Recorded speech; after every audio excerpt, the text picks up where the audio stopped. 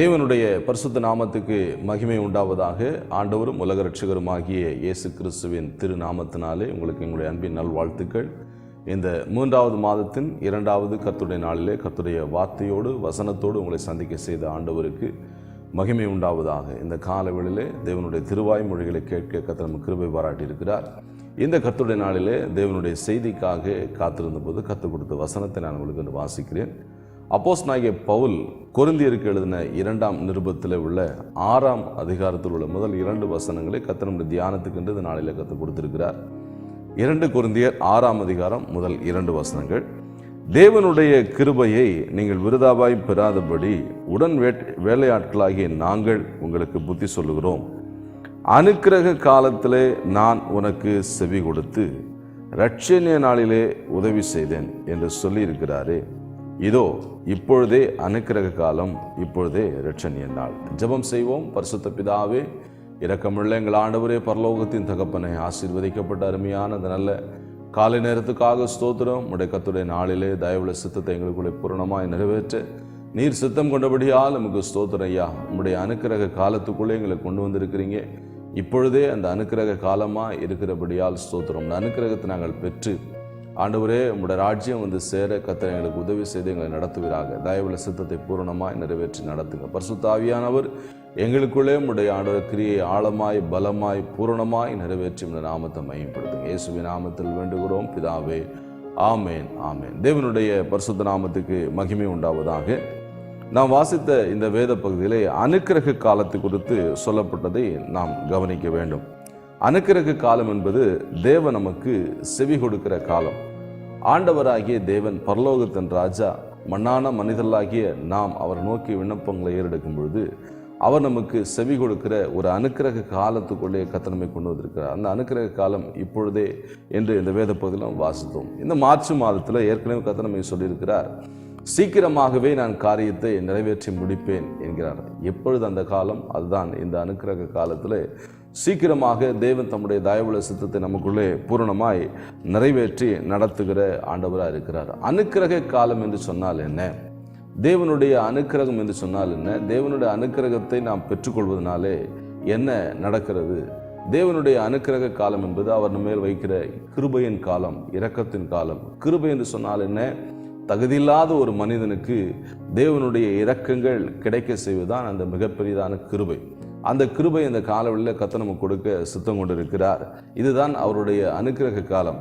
அனுக்கிரக காலத்தில் நாம் கர்த்தரை தேடும் பொழுது நிச்சயமாக கர்த்தர் அவர் நமக்கு பதில் கொடுக்கிறவராக இருக்கிறார். நம்முடைய ஜெபங்களுக்கு உடனடியாக அவர் பதில் கொடுத்து நம்முடைய வேண்டுதல்களை நிறைவேற்றுகிற இந்த அனுக்கிரக காலத்துக்குள்ளே கர்த்தர் நம்மை கொண்டு வந்திருக்கிறார்.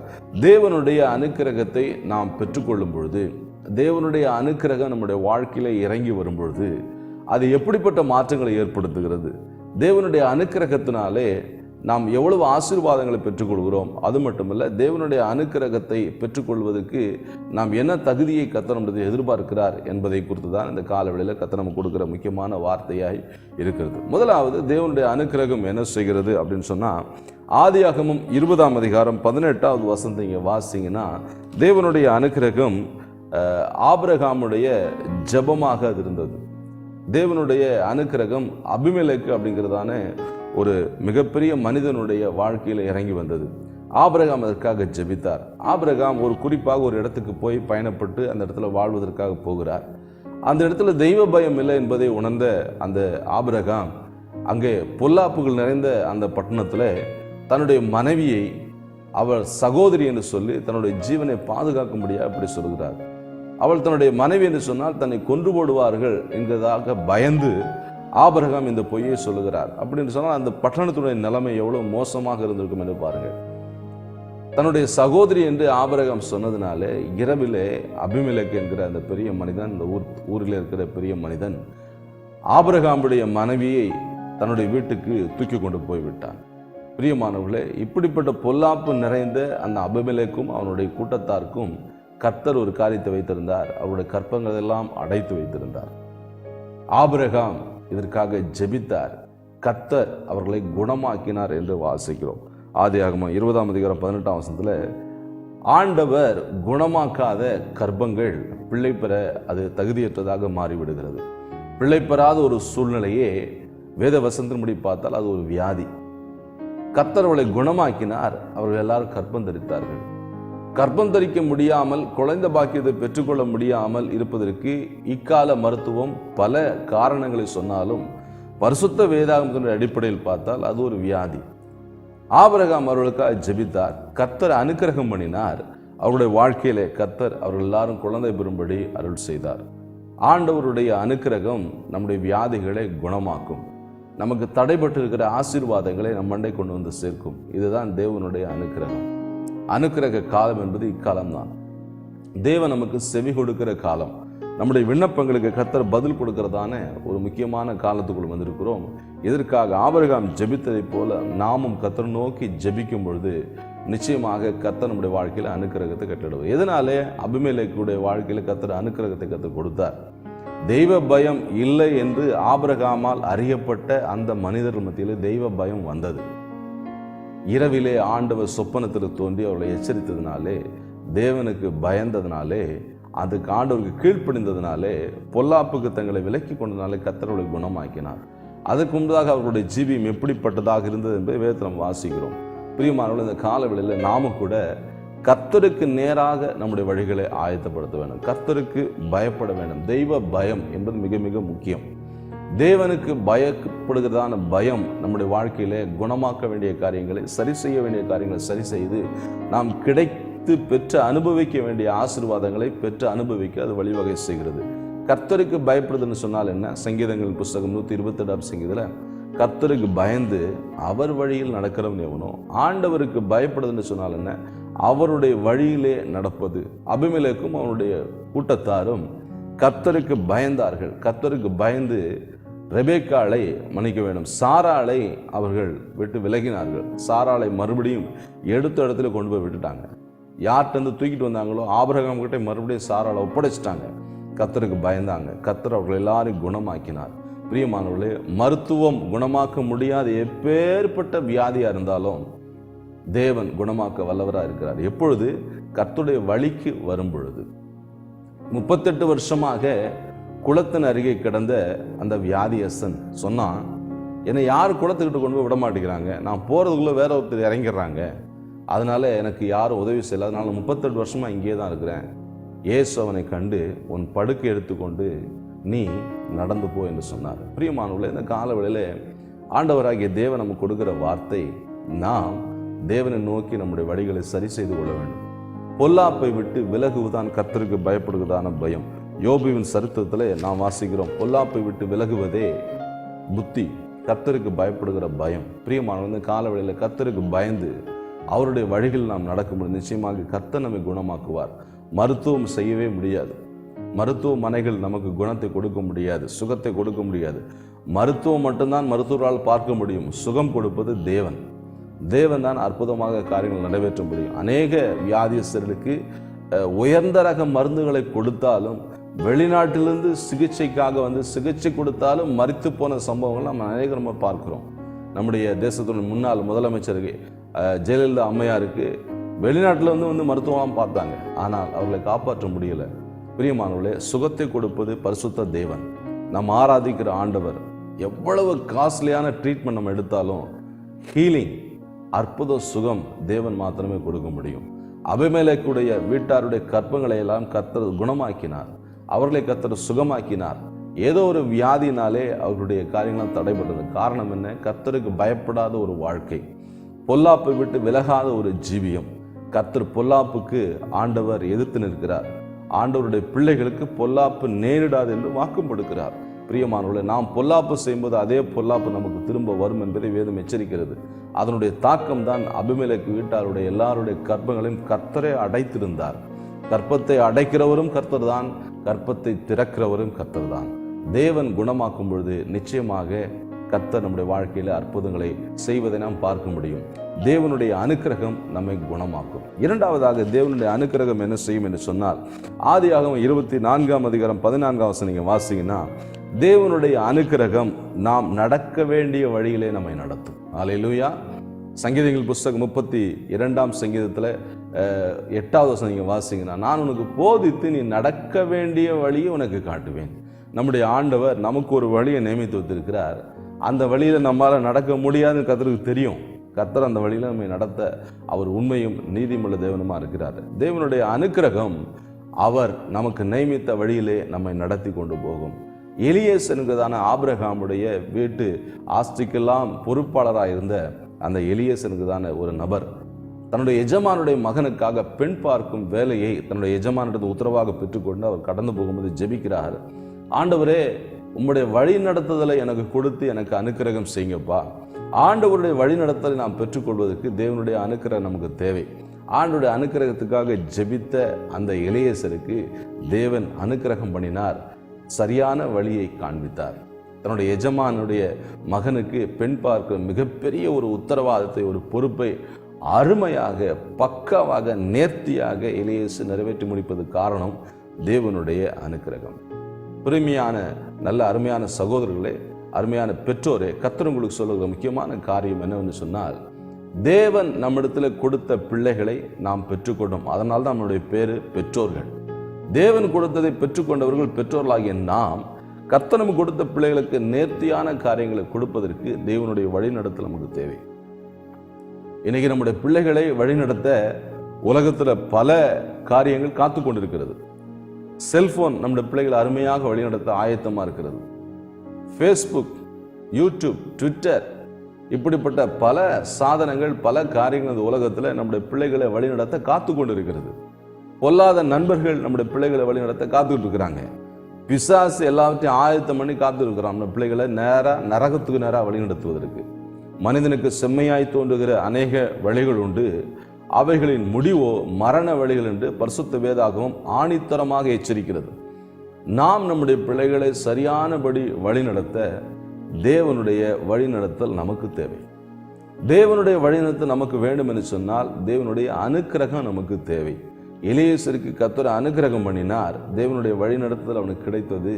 அவன் நேரான பாதையில் போய் சரியான இடத்துல நின்று சரியான காரியங்களை பேசி சரியான காரியங்களை அவன் முடித்து மணமகளோடு திரும்ப தன்னுடைய எஜமானுடைய வீட்டுக்கு வந்து தன்னுடைய இளவரசனுக்கு அவன் சரியான ஒரு இளவரசை கண்டுபிடித்தான். பிரியமானவர்களே, உங்கள் வீட்டுக்கு தேவையான கர்த்தர் நியமித்த நல்ல ஒரு துணையை, உங்கள் பிள்ளைகளுக்கு ஏற்ற துணைகளை நீங்கள் தேர்ந்தெடுக்கணும்னா தேவனுடைய அனுக்கிரகம் உங்களுக்கு தேவை. நீங்கள் ஆர்டர் முழங்கால் போட்டு கேட்கணும், ஆண்டவரே, நான் சரியானபடி என் பிள்ளைகளை வழிநடத்த, என் பிள்ளைகளுக்கு சரியானதை கொடுக்க என்னை நீங்கள் வழிநடத்துங்க, அப்படின்னு அனுக்கிரகத்தை கொடுங்கப்பா அப்படின்னு நீங்கள் கேட்டிங்கன்னா கர்த்தருடைய பரலோகத்தின் அனுக்கிரகம் உங்களுக்கு கிடைக்காம உங்கள் பிள்ளைகளை நீங்கள் பரலோகத்துக்கு நேராக நடத்த முடியாது. நீங்கள் உங்கள் பிள்ளைகளை பரலோகத்துக்கு நேராக நடத்தலைன்னா ஆட்டோமேட்டிக்காக அவங்க நரகத்துக்கு நேராக போயிடுவாங்க. பிரம்பை கையாளவன் தன் மகனை பகைக்கிறான் விதத்தில் வாசிக்கிறோம். நீங்கள் பிரம்பை இங்கே அடிக்கிறதுனால, நீங்கள் பிரம்பில் அடித்து கண்டிக்கிறதுனால பாதாளத்துக்கு அவருடைய ஆத்துமாவை தப்பு வைக்கிறீங்க. நீங்கள் பிள்ளைகளை எந்த இடத்துல கண்டிக்கணும், எந்த இடத்துல பிள்ளைகளை அடக்கணும் அப்படிங்கிறதான ஒரு வழி நடத்துதலை, ஒரு அனுக்கிரகத்தை கர்த்தர் உங்களுக்கு தருவார். தேவன் கொடுக்குற அனுக்கிரகம் உங்களோட பிள்ளைகளை நீங்கள் வழிநடத்த அது ஏதுவாக இருக்கும். நீங்கள் உங்கள் பிள்ளைகளை பரலோகத்தினராக வழி நடத்தணும்னா நீங்கள் தேவனால் வழிநடத்தப்படுகிறவர்களாக இருக்க வேண்டும். நீங்கள் தேவனால் வழிநடத்தப்படாத பட்சத்தில் உங்கள் பிள்ளைகளை கர்த்தருக்கு நேராக நீங்கள் வழிநடத்த முடியவே முடியாது. பரலோகத்தின் தேவன் இந்த காலவெளியில் கர்த்தர் உங்களுக்கு அனுக்கிரகத்தை கொடுப்பாராக. கர்த்தர் உங்களை பிள்ளைகளை நேரான பாதையில் நீங்கள் நடத்துவதற்கு, உங்கள் பிள்ளைகள் உங்களுடைய வார்த்தைக்கு கீழ்ப்படினா நீங்கள் கர்த்தருடைய வார்த்தைக்கு கீழ்ப்படிந்திருக்கணும். நீங்கள் தேவனுடைய வார்த்தைக்கு கீழ்ப்படியாமல் பிள்ளைகள் உங்கள் வார்த்தைக்கு கீழ்ப்படியாமல் நீங்கள் எதிர்பார்க்க முடியாது. தேவனுக்கு நீங்கள் கீழ்ப்படிய கர்த்தர் உங்களுக்கு அனுக்கிரகம் செய்வாராக. தேவனுடைய வழியில் நடக்க கர்த்தர் உங்களுக்கு அனுக்கிரகம் செய்வாராக. கர்த்தர் உங்களை ஆசீர்வதித்து நடத்துவாராக. இந்த காலவேளையில் கர்த்தருடைய அனுக்கிரகம் தேவனுடைய பாதையிலே நம்மை நடத்தும். முதலாவது, கர்த்தருடைய அனுக்கிரகம் நம்மை குணமாக்கும். இரண்டாவது, கர்த்தருடைய அனுக்கிரகம் நம்மை அவருடைய பாதையிலே வழி நடத்தும். மூன்றாவதாக தேவனுடைய அனுக்கிரகம் என்ன செய்யும் என்று சொன்னால், ஆதியாகமம் 33ஆம் அதிகாரம் 11வது வசனத்தில் நம்முடைய முற்பிதாக்களில் ஒருவரான யாக்கோபு சொல்றாரு, தேவன் எனக்கு அனுக்கிரகம் செய்திருக்கிறார், எனக்கு வேண்டியதெல்லாம் இருக்கிறது. பிரியமானவர்களே, இந்த காலவேளையில் கர்த்தர் சொல்கிறார், உங்களுக்கு வேண்டியதெல்லாம் கர்த்தர் உங்களுக்கு கொடுக்க வேண்டும் என்று சொன்னால் தேவனுடைய அனுக்கிரகம் உங்களுக்கு தேவை. வேண்டியதெல்லாம் என்று சொன்னால் என்ன? இனி எதுவுமே தேவையில்லை, அந்த அளவுக்கு எல்லாவற்றையும் பூரணமாக கர்த்தர் கொடுத்திருக்கிறார். குறைவில்லாத ஒரு வாழ்க்கை. இனி வேண்டும் என்று கேட்க வேண்டிய அவசியமே இல்லை. எல்லாவற்றையும் கர்த்தர் நிறைவாக கர்த்தர் நிறைத்து வைத்திருக்கிறார். அதுதான் வேண்டியதெல்லாம் கர்த்தர் கொடுத்துக்கிறார். எதனால் இது யாக்கோபுக்கு கிடைத்தது? ஆண்டவருடைய அனுக்கிரகம். தேவனுடைய அனுக்கிரகம் இவையெல்லாம் பூரணமாக கொடுப்பதற்கு யாக்கோபு என்ன செய்தார்? அதுதான் அங்கே கவனிக்க வேண்டிய முக்கியமான விஷயம். உங்களுக்கு எல்லாமே வேணும், எல்லாம் தேவையாக இருக்குது. ஒவ்வொன்றுத்துக்கும் நீங்கள் ஒருத்தர் போய் கேட்கணும் அவசியம் இல்லை. எல்லாவற்றையும் கர்த்தர் நிறைவாக உங்களுக்கு கொடுக்க ஆயத்தமாக இருக்கிறார். உங்களுடைய வாழ்க்கையை நிறைக்க ஆயத்தமாக இருக்கிறார். தேவனுடைய அனுக்கிரகம் உங்களுக்கு தேவை. தேவனுடைய அனுக்கிரகம் எல்லாவற்றையும் நிறைவாய் கொடுக்கிற தேவனுடைய அனுக்கிரகத்தை பெற்றுக்கொள்வதற்கு என்ன செய்யணும்? யாக்கோபு செய்த 2 காரியம். ஆதியாகமம் 28ஆம் அதிகாரத்தில் 21 மற்றும் 22 வசனங்களை கர்த்தரோடு உடன்படிக்கை செய்திருந்தார். என்ன உடன்படிக்கை? நீர் மட்டுமே என்னுடைய தேவன், நான் உம்முடைய பிள்ளை. இதுதான் தேவனோடு செய்த உடன்படிக்கை. நமக்கும் தேவனுக்கும் இடையே ஒரு உறுதியான ஒரு உடன்படிக்கையை நாம் மேற்கொள்ள வேண்டும். அந்த உறுதியான உடன்படிக்கையில் நிலைத்திருக்கும் போது நிச்சயமாக வேண்டியதெல்லாம் உங்களுக்கு தருவார். வேண்டியதெல்லாம் உங்களுக்கு தருவார். உங்களுக்கு வேண்டியதெல்லாம் கர்த்தர் கொடுத்துட்டார்னா உங்களை வெறுத்தவங்களாம் உங்ககிட்ட வந்துடுவாங்க. இன்னைக்கு உலகத்தின் ஆசையை பார்த்து தான் நம்மளத்துல ஜனங்க வர்றாங்க. சொந்த பந்தங்கள்லாம் நம்மக்கிட்ட என்ன இருக்குது அதை தேடி தான் வர்றாங்க. ஏதோ ஒரு விசேஷத்தை கர்த்தர் உங்களுக்குள்ள வைக்காட்ட உங்களை தேடி ஜனங்க வரமாட்டாங்க. பிரியமானவர்களே, இந்த காலவெளியில் உங்களுக்கு வேண்டியதெல்லாம் வேணுமா? கர்த்தர் சொல்றாரு, உனக்கும் எனக்கும் உள்ள உடன்படிக்கை சரி பண்ணு. தேவனோடு உள்ள 3 உடன்படிக்கை முக்கியமாக நாம் அறிந்து கொள்ள வேண்டும். தண்ணீரினால் ஆகிய உடன்படிக்கை ஞானஸ்தானம், இரத்தத்தினால் ஆகிய உடன்படிக்கை பரிசுத்த திருவிருந்து, அக்கினினால் ஆகிய உடன்படிக்கை பரிசுத்தாவின் அபிஷேகம். இந்த 3 உடன்படிக்கை தேவனுக்கும் நமக்கும் இடையே இருக்கிறது. யாக்கோபு கர்த்தரோடு உடன்படிக்கை பண்ணி கொண்டார். நீர் மாத்திரமே என்னுடைய தேவன். நாமும் கர்த்தரை மட்டுமே நமக்கு முன்பாக வைத்து கொண்டால் எப்பொழுதும் வைத்திருக்கணும். ஞாயிற்றுக்கிழமை மட்டும் கிடையாது, திங்கள் டு ஞாயிறு கர்த்தரை மாத்திரம் நமக்கு முன்பாக தெய்வமாக வைத்து கொண்டிருந்தால், அவருக்காக நாம் வாழ்ந்தால், அவரை மாத்திரம் சேவித்தால் நம்முடைய வாழ்க்கையில வேண்டியதெல்லாம் கர்த்தர் உங்களுக்கு தருவார். இரண்டாவதாக யாக்கோபு சொல்ற முக்கியமான காரியம், ஒரு பொருத்தனை பண்ணார். என்ன பொருத்தனை பண்ணாரு? எனக்கு நீ கொடுக்கிற எல்லாத்திலையும் தசமபாகம் கொடுப்பேன். இது பழைய ஏற்பாட்டின் சத்தியம். தசமபாகம் புதிய ஏற்பாட்டில் தசமபாகத்தை பற்றி சொல்லலை. பழைய ஏற்பாட்டில் அளவாக சொல்லியிருக்கு. புதிய ஏற்பாட்டில் எவ்வளோ வேணால் நீங்கள் கொடுக்கலாம். தசமபாகத்துக்கு மேலே கொடுக்கலாம். எவ்வளோ வேணால் விருப்பப்பட்டு நீங்கள் எவ்வளோ கொடுக்கலாம். யாக்கோபு ஒரு பொருத்தனை பண்ணார். நீர் எனக்கு கொடுக்குற எல்லாத்தையும் தசமபாகம் நான் கொடுப்பேன். ஒரு பொருத்தனை, ஒரு உடன்படிக்கை யாக்கோபுக்கு வேண்டியதெல்லாம் கொடுத்துருச்சு. ஒரு குறை இல்லாமல் கொடுத்துச்சு. உங்கள் வாழ்க்கையில் குறை இருக்கா? உடன்படிக்கையில் ஏதோ குறை இருக்குன்னு அர்த்தம். உங்கள் வாழ்க்கையில் நிறையவே வரலையா? கர்த்தரோடு பண்ணின பொருத்தனையில் நீங்கள் உண்மையாக இல்லைன்னு அர்த்தம். கர்த்தரோடு நீங்கள் பொருத்தனை பண்ணுறீங்களா? நீங்கள் பொருத்தனை பண்ணாத பட்சத்தில் கர்த்தர் உங்களை நிறைக்க மாட்டார். தேவனுடைய அனுக்கிரகம் உங்களுக்கு கிடைக்காது. தேவன் நிறைக்கிறதான அனுக்கிரகத்துக்குள்ளே நீங்கள் வரணும் அப்படின்னா நீங்கள் பொருத்தனை செய்து கொள்ள வேண்டும். உடன்படிக்கையில் உண்மையாக இருக்க வேண்டும். தேவனுடைய அனுக்கிரகம் வேண்டியதெல்லாம் உங்களுக்கு தரும். முதலாவது, தேவனுடைய அனுக்கிரகம் உங்களுடைய வீட்டாரை, உங்களுடைய சரீரத்தை குணமாக்கும். இரண்டாவது, தேவனுடைய அனுக்கிரகம் தேவனுடைய வழியில் நீங்களும் உங்கள் குடும்பமும் நடக்க வழி நடத்தும். மூன்றாவது, தேவனுடைய அனுக்கிரகம் என்ன செய்யணும்னு கேட்டால், உங்களுக்கு வேண்டியதெல்லாம் தரும். உங்களுக்கு என்ன வேணுமோ அதெல்லாவற்றையும் உங்களுக்கு தரும். நான்காவதாக, உங்களுக்கு தேவனுடைய அனுக்கிரகம் என்ன செய்யும் அப்படின்னு கேட்டிங்கன்னா, 3 மடங்கு நன்மையை உங்களுக்கு தரும்.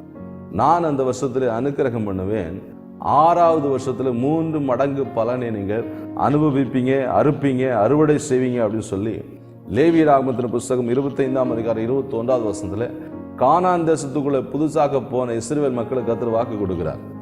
இந்த தேசம் என்னுடையது, இந்த மண் என்னுடையது என்று ஆண்டவராகிய தேவன் சொல்லிவிட்டு சொல்லுகிறார், இந்த தேசத்தை நான் உங்களுக்கு கொடுத்துருக்கிறேன். 6 வருஷம் நீங்கள் என்ன வேணலாம்? வேலை செய்யலாம். 7வது வருஷம் இந்த தேசத்துக்கு, இந்த மண்ணுக்கு, இந்த நிலத்துக்கு நீங்கள் ஓய்வு கொடுக்க வேண்டும். இது தேவனுடைய கட்டளை, கற்பனை.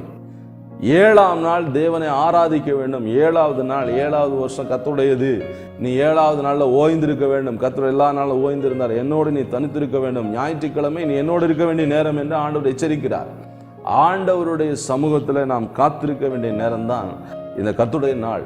இது கர்த்தருக்குரிய நாள், இது நமக்குரிய நாள் அல்ல. 6 நாள் நம்ம கொடுத்துட்டார். 7வது நாள் கர்த்தருடைய நாள்.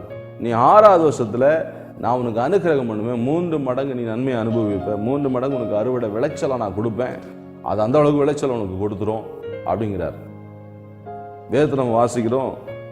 சகரியாவின் புஸ்தகம் 9ஆம் அதிகாரம் 12ஆம் வசனத்துல, இரட்டத்தனியான நன்மையை நான் உங்களுக்கு தருவேன், இன்றைக்கே தருவேன் நான் சொல்றார்.